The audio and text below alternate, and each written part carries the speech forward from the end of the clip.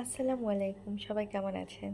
প্রথমেই একটা কথা বলে নিচ্ছি, সেটা হচ্ছে আমার চুলাটা সবাই ইগনোর করবেন। কারণ রান্না যখন শুরু করি তখন আসলে চুলা একদম পরিষ্কার থাকে।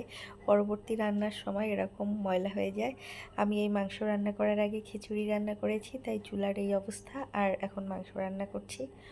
আর আজকে আমি আমার বাসার দারোয়ান, কেয়ারটেকার এদেরকে খাবার দিব, তাই এই মাংসটা রান্না করছি। আর তাদের জন্য খিচুড়ি রান্না করেছি, সালাদ আর ডিম ভাজা দিব।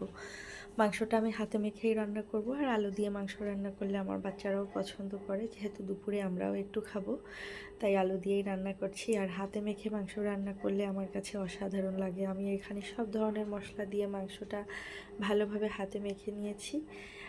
দু একটা কাঁচামরিচও দিয়ে দিয়েছি। তারপর ঢাকনা দিয়ে কিছুক্ষণ ঢেকে রাখার পরে মাংস থেকে পানি বেরিয়ে আসছে। তারপরে এই যে দেখুন, ভালোভাবে কষানো হয়ে গেছে। আর এখন আমি এখানে পানি দিয়ে নেব।